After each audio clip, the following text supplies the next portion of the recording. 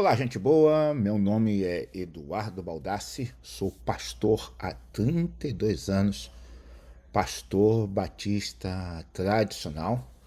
Vivo agora na Flórida, nos Estados Unidos, e não sou muito conhecido, não tenho milhares de seguidores na internet. E esse vídeo que eu vou fazer aqui agora não foi pedido por ninguém. Eu assisto muitos canais, tenho meu canal na internet e de vez em quando aparece lá alguns vídeos e por causa do assunto que eu falo, o sistema, o algoritmo, me mostra vídeos sobre aquele determinado assunto.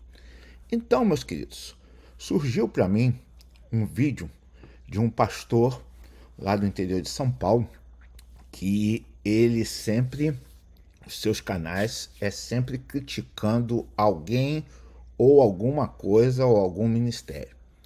Tudo bem, eu não ia perder tempo para falar sobre isso. Entretanto, ele fez 2 vídeos falando muito mal do livro Uma Igreja com Propósito, né? Que é esse livro que está aqui, ó, na telinha, tá bom? Está em inglês aqui. Eu conheci esse livro em 1999, quando eu era pastor no interior do Rio de Janeiro, e eu tive uma experiência muito interessante com esse livro, uma experiência positiva, e vou falar aqui do testemunho e vou colocar o vídeo dele aqui e a gente vai falando junto, defendendo o ponto de vista que eu tenho em questão. Antes de mais nada, quero dizer a você que está me seguindo que isso tem a ver com o ministério Purpose Driven, que é baseado em Saddleback, na Califórnia. Isso não tem nada a ver com nenhuma igreja de São Paulo, nenhuma igreja de São José dos Campos. Deixa eu falar uma coisa para vocês. Quando eu fui lá, primeira vez que o Rick Warren esteve no Brasil, esteve no Rio Centro, ali no Rio de Janeiro, e ele deu um CD de recursos e avisou para todas as pessoas: vocês podem pegar esses recursos e podem espalhar isso, porque é de graça, não tem direitos autorais. Então, isso foi espalhado pelo mundo e, no caso, nós brasileiros fazemos assim: a gente pega uma comida, por exemplo, não sei se você sabe, a pizza na Itália não se come com ketchup e maionese, mas no Brasil se come, porque nós brasileiros pegamos tudo ao redor do mundo e damos a nossa roupagem brasileira para aquilo. Então, houve muita distorção desta questão do Ministério de Igreja com Propósito. Eu sei disso porque aqui está uma foto, nessa setinha que está aqui, ó, que você está vendo na foto, mostra eu junto com o primeiro grupo de pastores que visitou a igreja de Saddleback no ano de 2001, ok?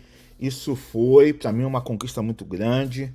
Eu não tinha os recursos, eu fiz um voto a Deus: Senhor, se o Senhor me permitir ir até esse treinamento, eu, quando voltar de lá, eu vou treinar pastores que não têm os mesmos recursos financeiros do que eu. E Rick Warren, lá na reunião, ele disse que a gente fosse e espalhasse aquilo porque não tinha direitos autorais às apostilas que Rick Warren cedeu para os pastores do mundo inteiro na conferência de Saddleback, na Califórnia, muito perto de Los Angeles. E assim eu fiz, fui até a Califórnia, voltei, treinei pastores de igrejas pequenas, treinei pastores sem nunca cobrar nada, porque eu me apaixonei pela questão do grande mandamento, da grande comissão, tá certo? Então, o livro Uma Igreja com Propósito fala sobre o grande mandamento e a grande comissão. Preste atenção sobre isso, tá? Eu sou de raiz batista. Nós batistas não fazemos doutrina em nada que não tenha pelo menos 3 versículos bíblicos. E aqui eu faço um desafio para esse pastor ou para qualquer outro pastor que quiser me mostrar quais os pontos do livro são heresias.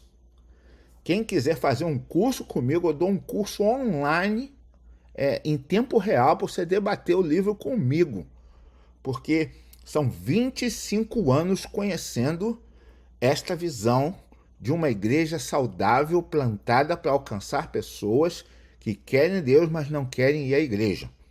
Ok? Então eu tenho uma experiência com isso muito grande, estou vivenciando essa experiência neste momento aqui nos Estados Unidos, na Flórida.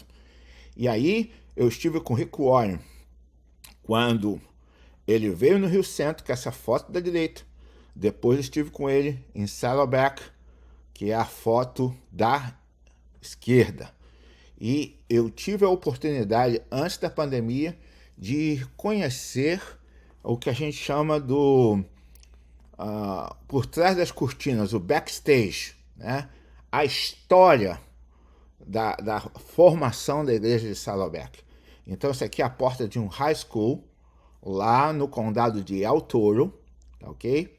Na região das montanhas Saddleback. Saddleback é, traduzindo, a sela do cavalo. Então, as montanhas têm este formato. Foi um terreno comprado para a igreja para alcançar pessoas que não tinham Jesus. Então, quero que você pense sobre isso. A visão de Rick Warren foi começar uma igreja do zero para alcançar pessoas que não iam à igreja. E ele começou a fazer um meia-culpa, pesquisar as razões que as pessoas não iam à igreja. Ok? Cultos muito chatos, mensagens que não se aplicam à vida diária das pessoas, palavreado difícil, ok? Preste atenção em tudo isso, ok? E aí também pedição de dinheiro, né? E eu fui vendo aquelas coisas e fui vendo o quanto aquilo era realmente verdade, né? Eu recentemente participei de um culto de 3 horas de duração. 3 horas de duração, né? A roupa muito formal, o discurso muito formal, tudo muito voltado para as pessoas que já são religiosas, para as pessoas que já estão dentro de uma igreja. Enquanto isso, o mundo lá fora está sendo perdido por falta de evangelismo. E aí, essa árvore, por exemplo, que está aqui, ó, é a capa do livro Uma Vida com Propósito. Eu conheci a árvore que é a inspiração do livro Uma Vida com Propósito. E conheci os líderes. Isso aqui é uma fábrica, né, de reciclagem de vidas. Se o adolescente estiver sofrendo qualquer abuso, ele corre para dentro desse prédio e ninguém pode entrar lá, só uma autoridade policial, porque ele está seguro dentro deste prédio, ok? E aí eu estive com alguns líderes da igreja de Saddleback, eu aí na porta da igreja de Saddleback, já agora na época aí do pouquinho antes do Covid, né? No campus de Saddleback, numa outra cidade. Então é uma igreja que cresceu muito, se expandiu muito por causa da sua visão de alcançar pessoas que não têm Jesus.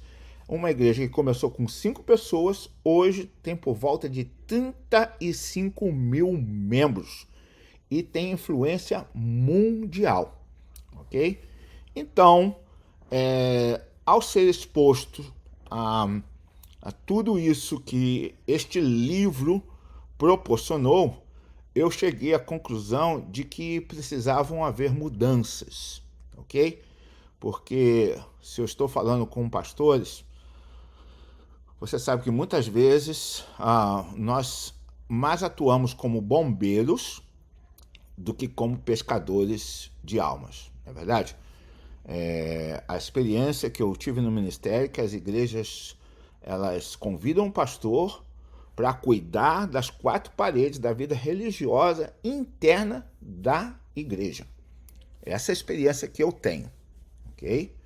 E olha que eu tenho 43 anos de convertido, 32 de pastor, mas morei em algumas cidades por questão de mudar na minha adolescência, na minha juventude, participei de algumas igrejas, então eu conheço o contexto religioso e muitas vezes eu vi que a igreja estava sustentando o meu salário para me cuidar das ovelhas internas, enquanto o mundo lá fora está perdido sem Jesus, né? Então, isso daí eu já estou passando para vocês alguma coisa muito importante. Isso aqui sou eu e o pastor Rick Warren, mais recentemente. Então, aí está para vocês a prova de que eu estive e conheço bastante do que eu estou falando. Ok? Então, antes de eu passar o vídeo que eu vou colocar aqui neste cantinho, eu quero falar com vocês sobre alguma coisa. Todo pastor precisa decidir mais cedo ou mais tarde aonde ele está indo com o seu ministério. Eu sempre estudei sobre visão, missão e propósito, ok? Visão nada tem a ver com o movimento pentecostal, de encontrar com um anjo, de ter um sonho. Visão é algo que Deus imprime no coração de um líder. Temos na Bíblia o livro de Neemias, profeta menor. Se você olhar o livro do profeta Neemias, não há nenhuma pirotecnia, não há nada assim de fantástico no livro, mas Deus coloca no coração de Neemias a reconstrução do muro. E isto foi uma visão que Deus deu para Neemias, que é um simbolismo da reconstrução da vida espiritual da igreja, que se faz muito necessária. E se eu vou dizer a vocês que vão acompanhar aqui, porque eu conheço do que eu estou falando, é que o grande problema é um pastor ler esse livro, porque ele vai ter muito trabalho, porque ele vai começar a ter que discipular as pessoas, ele vai ter que evangelizar as pessoas, e ele vai passar por oposição espiritual. Por quê? Existe a questão da vida religiosa e do relacionamento com Cristo. Então, o que eu vou expor aqui para vocês, a razão porque talvez este pastor desavisado está criticando, ou porque que muitas pessoas criticam por criticar, isso faz parte da oposição a uma visão que Deus tem abençoado. Porque se descobre que as igrejas que crescem estão cumprindo o grande mandamento e a grande comissão, e se você acompanha como eu, estou falando em fevereiro de 2025, eu sei que muitas igrejas não estão evangelizando mais, não estão discipulando mais. Então, eu digo que elas não estão cumprindo o grande mandamento, né? Então, eu resolvi falar sobre esse pastor crítico, porque eu nem me detive em fazer uma pesquisa sobre se ele foi convidado pela igreja, ou se ele começou a igreja, se ele é o dono da igreja dele, ou por que ele faz esses vídeos. Eu não entrei nesta questão. Eu apenas estou falando da igreja com propósito, porque ele diz que é uma visão mercadológica, que o pastor é liberal, e eu sou um pastor tradicional. Então, mexeu comigo. Eu sou um ilustre desconhecido, o menor de todos na tribo de Israel, mas conheço as críticas feitas à metodologia igreja dirigida por propósito. Conheço. E por isso, falei, não, eu tenho que ser honesto comigo mesmo e com muitos pastores que não conhecem, para que eles venham conhecer o que é uma igreja dirigida por propósito, né? Então, vamos acompanhar juntos aqui. Eu vou colocar o vídeo, tá? E aí nós vamos conversando sobre esse vídeo de 18 minutos. Vai ser um pouco longo, o que nós estamos fazendo aqui, mas necessário, ok?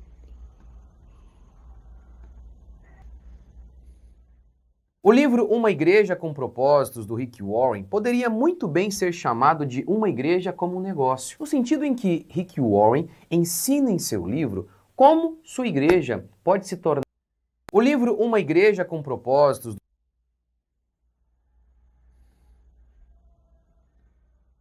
do Rick Warren, poderia muito bem ser chamado de Uma Igreja como um Negócio, no sentido em que Rick Warren ensina em seu livro como sua igreja pode se tornar uma empresa especialista em marketing espiritual.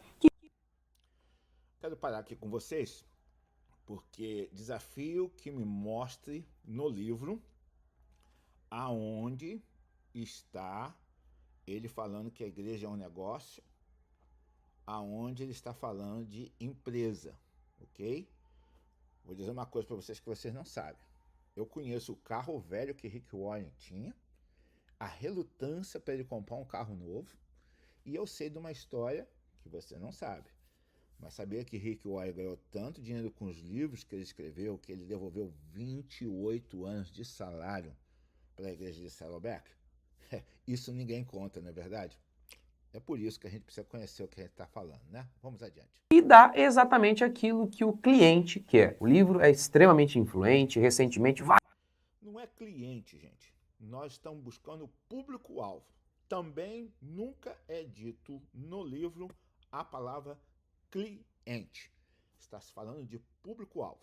Sua igreja tem sido como muitas que está pescando no aquário de outras igrejas? Ou você está indo buscar as ovelhas perdidas de Israel? Gente, o princípio de Rick Warren é o princípio da pescaria. Qual peixe você quer pescar?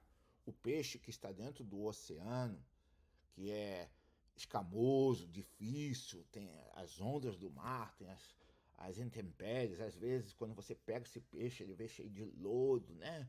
E vem sujo, você tem que limpar.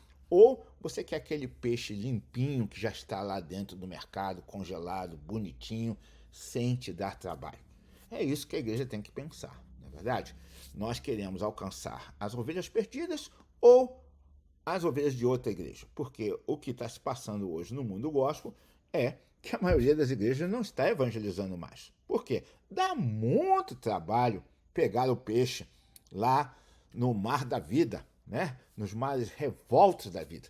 A coisa mais fácil é atrair membros de outra igreja dizendo que nós somos mais espirituais do que o pastor que está na outra igreja. Vários pastores conhecidíssimos aqui no Brasil foram lá pedir a bênção do Rick e serem mentoreados por ele. Deixa eu falar uma coisa para vocês. Outra novidade, eu não fui pedir a bênção de Rick Warren, ok? Nós não fazemos como a Igreja Católica ou pastores que têm bispos e apóstolos, ok? Uma outra coisa, não houve mais nenhum treinamento mundial com Rick Warren desde um pouquinho antes da pandemia. O vídeo e fotos que eu mostrei antes mostram eu participando do último seminário mundial de uma igreja com propósito. Sabe por quê? Muitos não sabem, mas Rick Warren tem um problema de saúde e ele não tem mais energia para promover seminários de 3 dias de duração, como ele fez, acredito eu, por quase 22 anos. Que mostra o tamanho do problema em que estamos metidos. Bora lá falar de um dos livros que talvez seja uma das piores coisas que já aconteceu no cenário evangélico nas...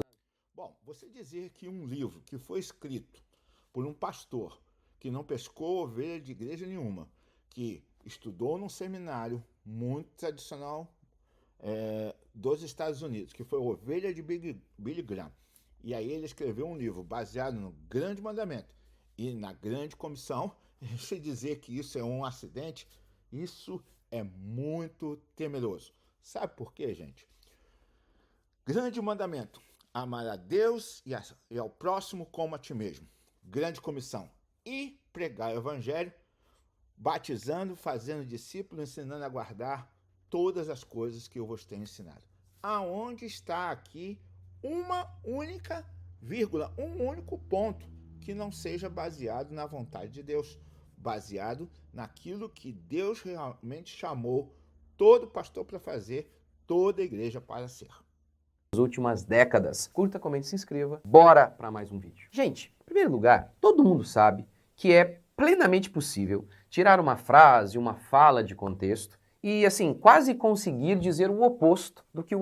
Bom, é justamente isso que ele está fazendo, porque ele nunca esteve em Saddleback, ele não sabe das coisas que acontecem, ele não conhece a história, a metodologia, e mais me parece que há algum problema entre ele e a visão de algum outro pastor na sua região, do qual talvez sua igreja esteja crescendo mais do que a dele, ou que esteja sendo algo mais exponencial do que ele, porque há muitas igrejas dirigidas por propósito, especialmente no estado de São Paulo.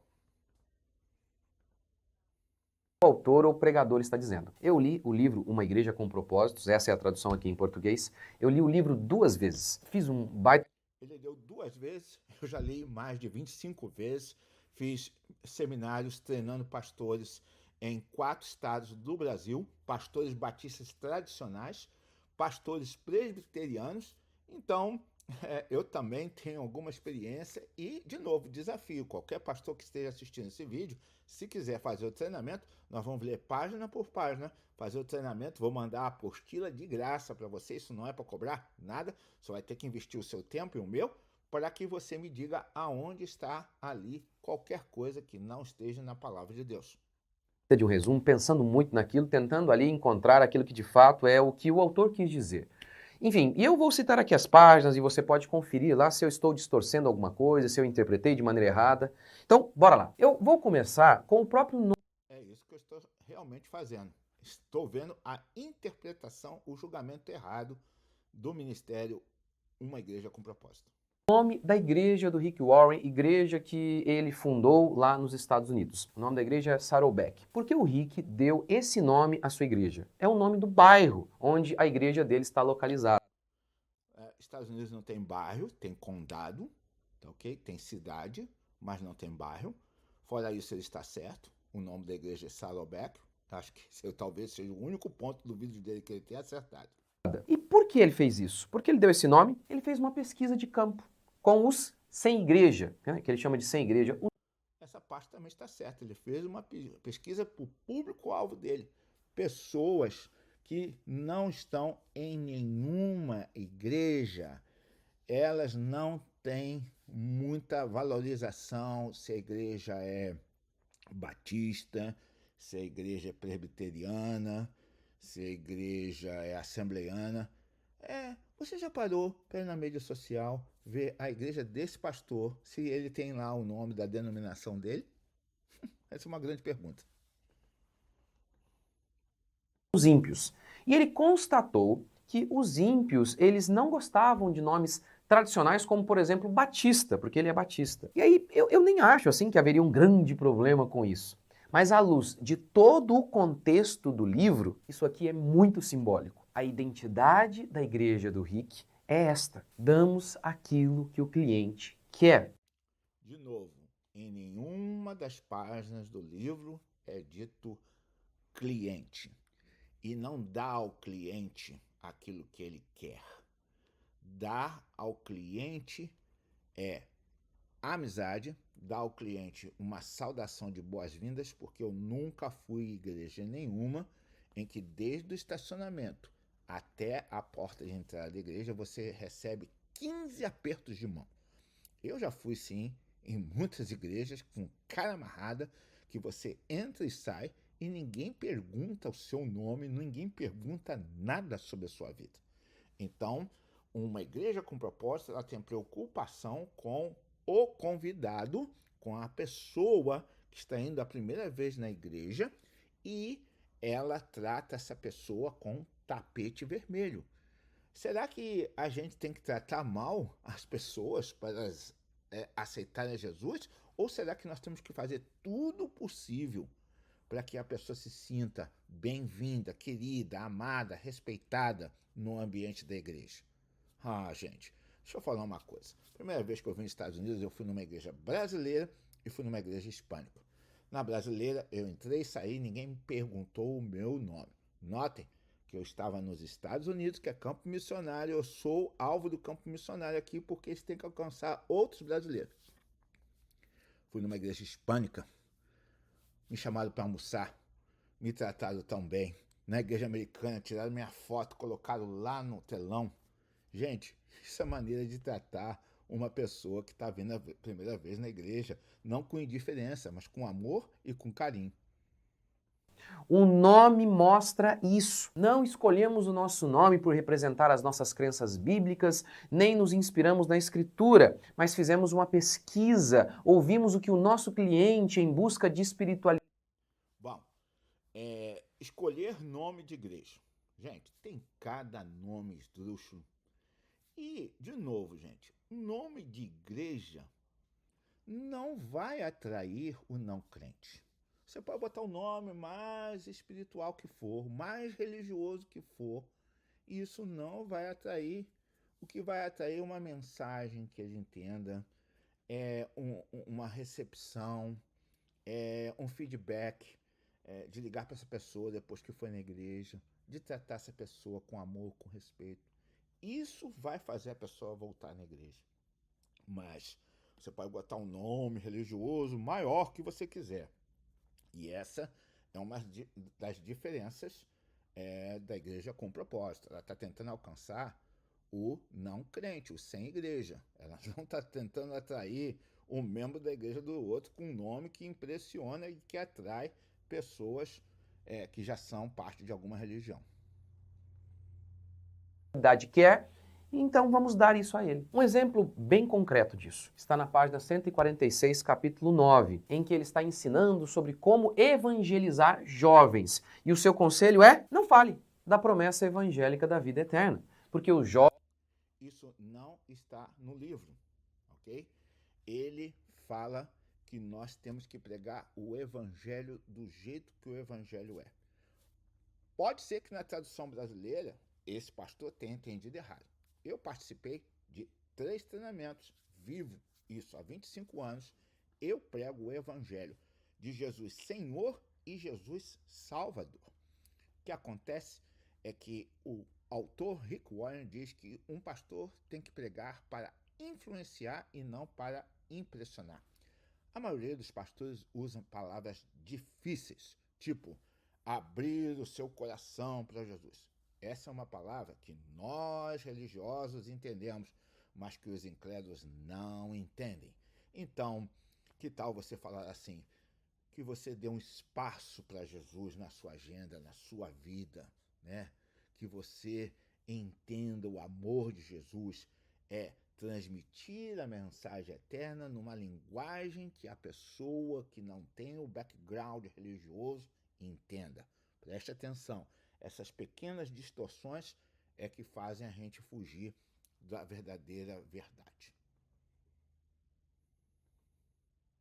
Jovens não ligam para isso, pois pesquisas apontam nesta direção. E ele então diz: apresentar um evangelho que enfatize a segurança de ir para o céu como um dos benefícios da salvação provavelmente não terá muito efeito entre os jovens que têm a vida inteira pela frente.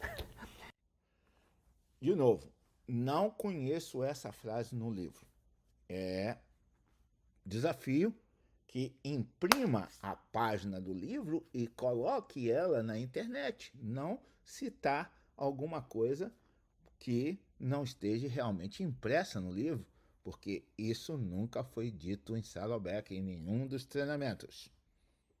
Como é que se evangeliza sem falar de salvação?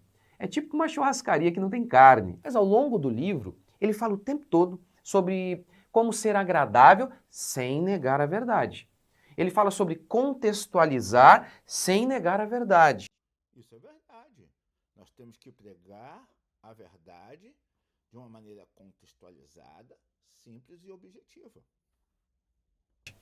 E o tempo todo ele se vangloria de que seus princípios procedem da Escritura, mas não procedem. Procedem de suas pesquisas de campo. Meu querido, vamos de novo lá. Nós precisamos ser sensíveis àquelas pessoas que nós queremos atingir. Você pode ver hoje pregadores que conseguem pregar para pessoas de todo nível cultural. Eu mesmo já preguei para governadores, senadores e, mesmo dentro da visão Igreja com Propósito, eu ia lá no gabinete do governador dizer o que Deus pensa da corrupção no meio político.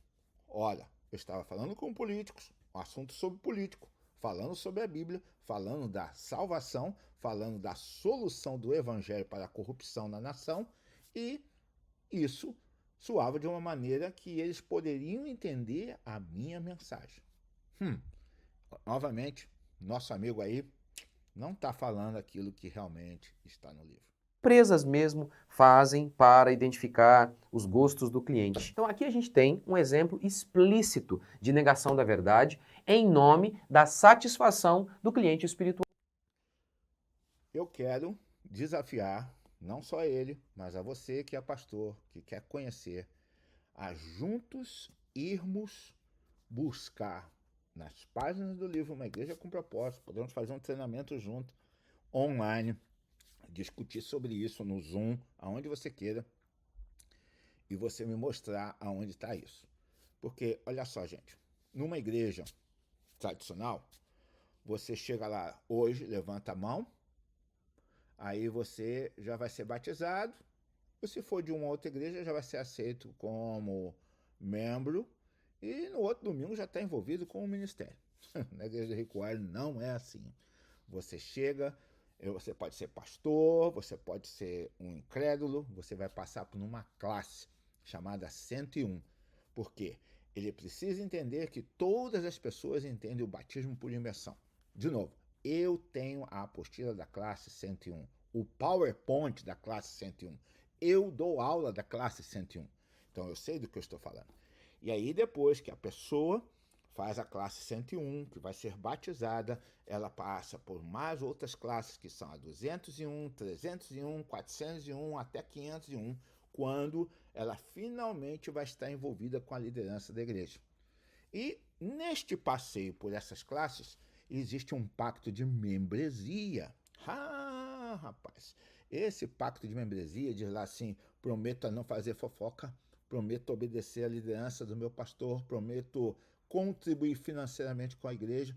São pactos de compromisso. E compromisso com quem? Compromisso com a mensagem do evangelho e com a visão da igreja. De novo, nosso amigo está errado.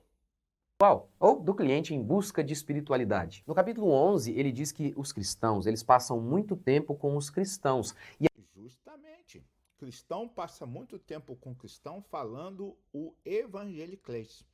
E aí, nós não estamos sendo eficazes. Gente, sou professor de seminário teológico. Eu sou pregador, sou pastor há 32 anos. Eu converso com pastores de todo lugar do Brasil. As igrejas não estão evangelizando mais. As igrejas não estão evangelizando mais. E aí, com isso, elas estão optando por captar membros de outras igrejas. Por quê? Elas perderam a condição de conexão com o nosso público-alvo, que são os perdidos. Jesus mandou ir buscar as ovelhas perdidas de Israel. Ou seja, o nosso público-alvo são os perdidos e não os membros de outra igreja. Uma distorção que ele está fazendo aqui nessa fala dele. Aí eles não sabem mais como os ímpios pensam. Por isso, então, ele envia uma pesquisa para os ímpios, perguntando sobre os seus desejos, sobre suas necessidades. E uma das perguntas: se você estivesse procurando uma igreja onde frequentar, como ela seria? E é com Eu vou dizer para vocês que recentemente eu busquei uma igreja para mim frequentar. Eu já sou cristão há 42 anos, sou pastor há 32, e eu fui em 19 igrejas, aonde eu via formalidade, paletó e gravata, muito obrigado, aqui não é o meu lugar. Por quê? Eu tenho a visão de alcançar pessoas que não estão na igreja. Se eu vou numa igreja que diz que aqui só essa tradução da Bíblia funciona, me cheira tradicionalismo, profundamentalismo. Porque nós passamos por um processo de libertação de que você não pode, no mundo que nós estamos vivendo hoje, questionar se a pessoa lê a Bíblia ou se ela escuta.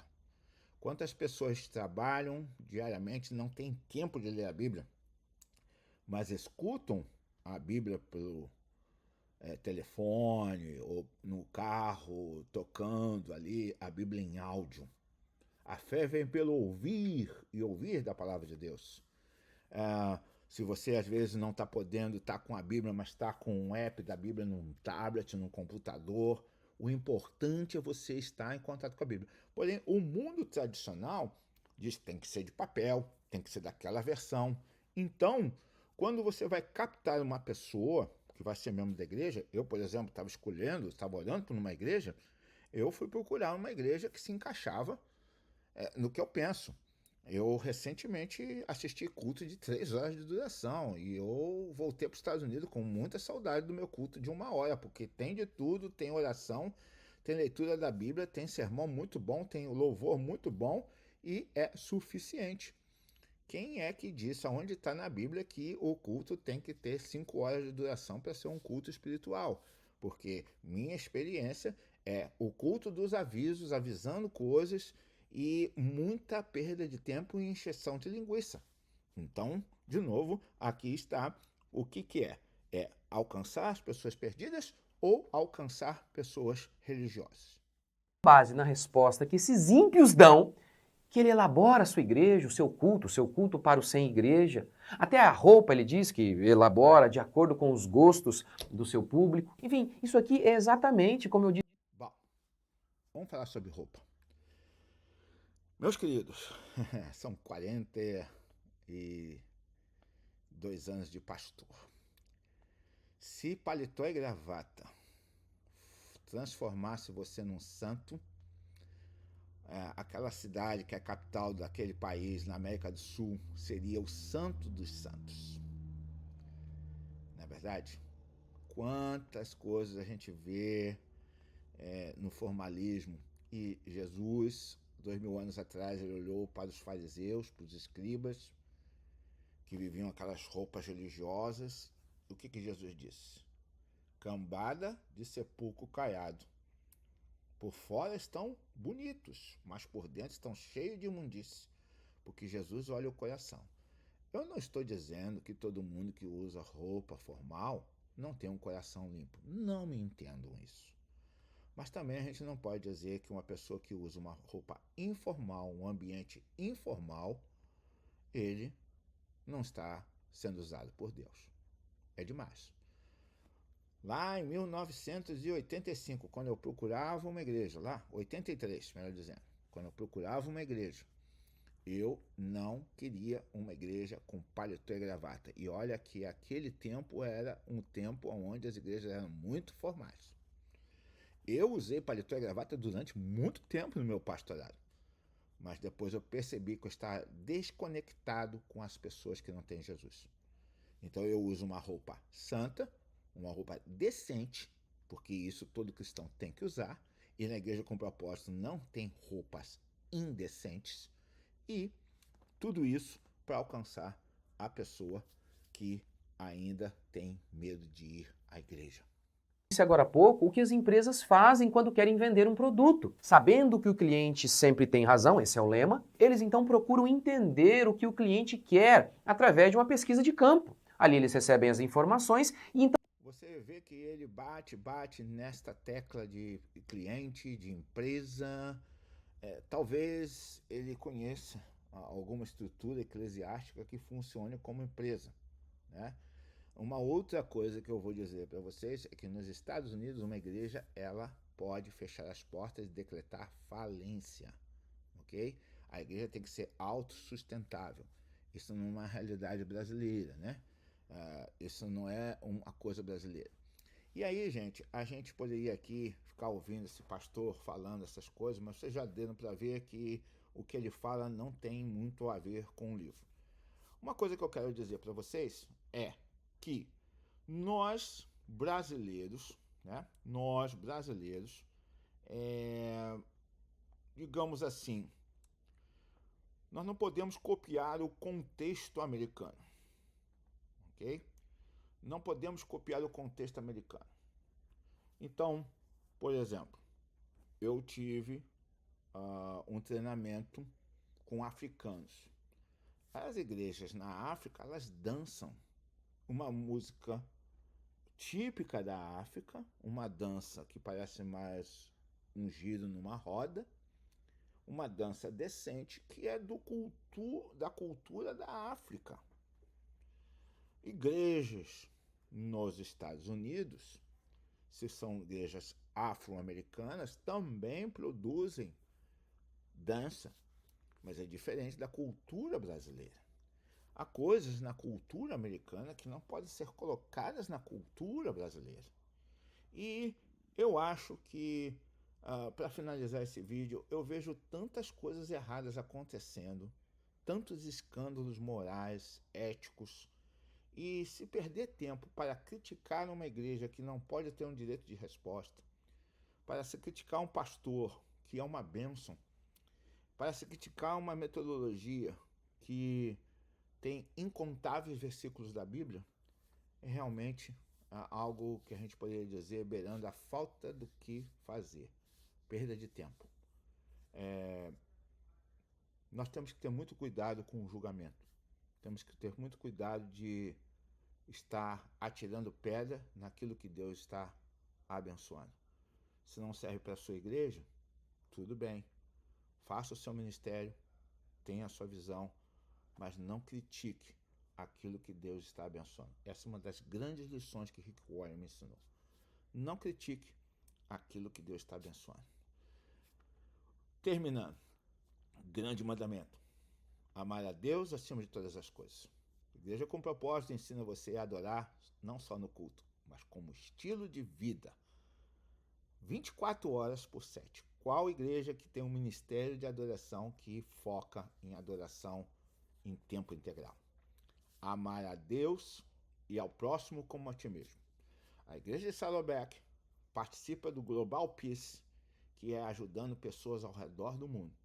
Além disso, ensina que a igreja precisa ter uma boa comunhão na horizontal, que as pessoas têm que se respeitar, perdoar e ter relacionamentos bíblicos saudáveis com o próximo e com Deus.